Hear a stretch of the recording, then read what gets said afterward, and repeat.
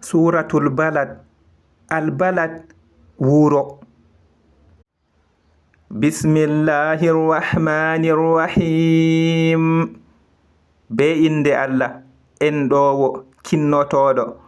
La uqsimu bi hadhal balad. Nanon, miɗo hunoro be ngo wuro. Wa anta hillum bi hadhal balad. E an a joɗiɗo ha ngo wuro.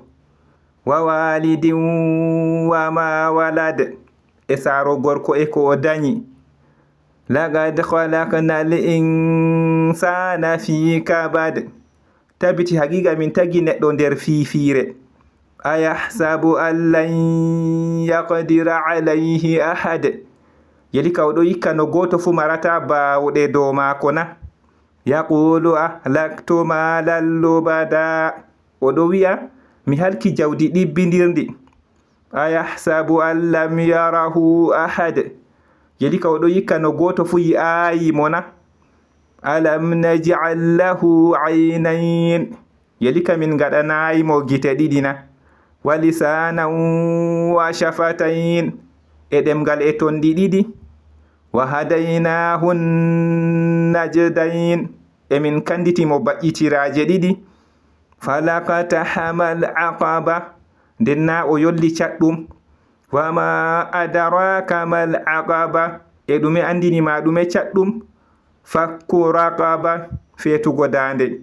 Aw it'amun fi yawmin dhi masghaba.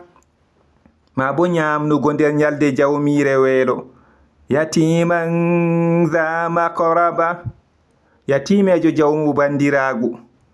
Aw miskinan dha matraba. Ma bo miskin jo jawmu mbulmbuldi. Thumma kana min alladhina amanu wa tawasaw bis sabri wa tawasaw bil marhama. Hoti o laati ɓe ɓen ɓe nuɗɗini e ɓe ngasotiri munyal e ɓe ngasotiri hinnaki. Ulaika ashabul maymana. Ɓe a toon maɗa ɓe yimɓe nyamre. Walladhina kafaru bi ayatina hum ashabul mash'ama.